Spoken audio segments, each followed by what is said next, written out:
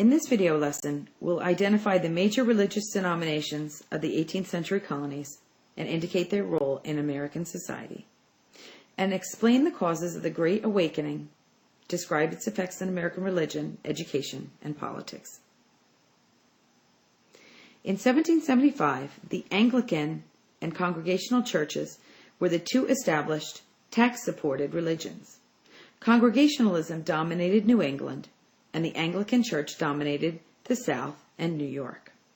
Sermons in Anglican churches were shorter, with less of the hellfire and brimstone associated with New England Puritanism, although religious zeal in all denominations was less fiery than the 17th century. Since the late 17th century, the Anglican ministers had developed dismal reputations for inspiring faith and passion in their congregations. Consequently, in 1693, the College of William and Mary was founded to train a better class of ministers. Anglican churches served as major sources of support for the authority of Parliament and the Crown, a fact made clear during the Revolutionary War. In the frontier areas where many Scots-Irish had chosen to settle, Presbyterianism was the dominant religion. However, it was never an established religion anywhere.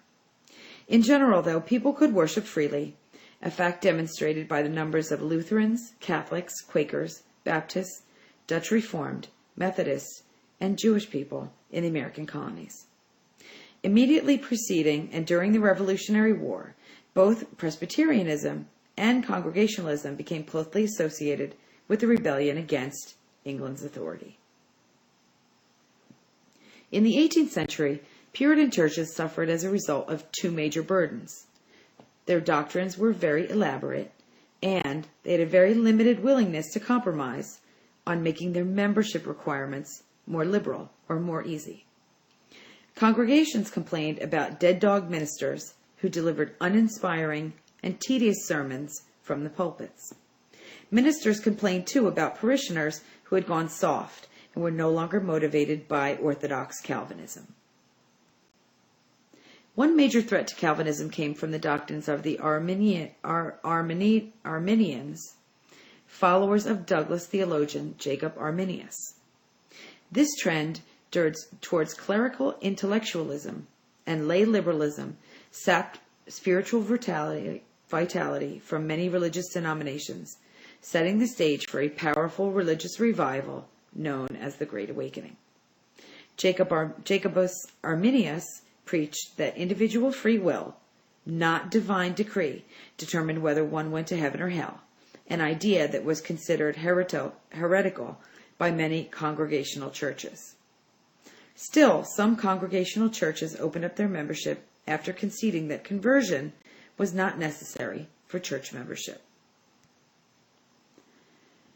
The Great Awakening broke down sectional barriers between colonies and gave Americans a growing sense of themselves as a single people, united by shared ideas.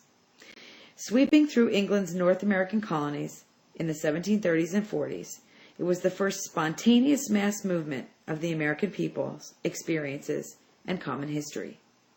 It was ignited in Northampton, Massachusetts by Jonathan Edwards, perhaps the best theological mind ever nurtured in America. He is pictured here.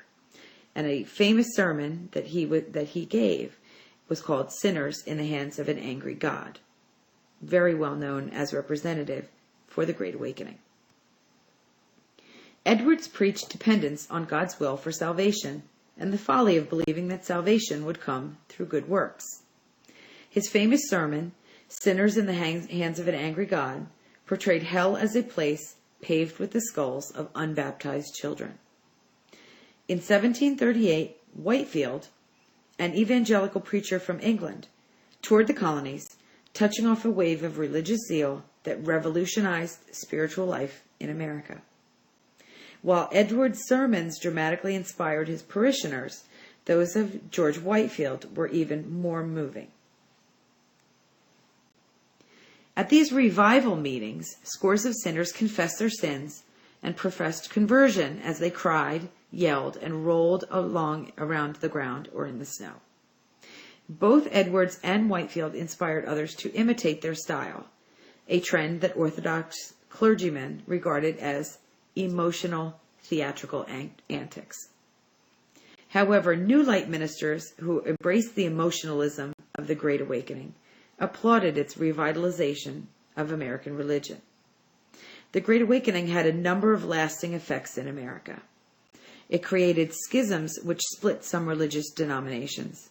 It undermined older Orthodox clergy. It led to the founding of New Light centers of higher learning. Among these centers of learning were Rutgers University, Brown University, Dartmouth, and Princeton. An increase in the numbers and competitiveness of American churches was an impact of the Great Awakening. And it also encouraged a new wave of missionary work among African slaves and among the Indians. The Great Awakening was responsible for reviving American spiritualism and was characterized by the emotional revival meetings where people professed conversion and were saved.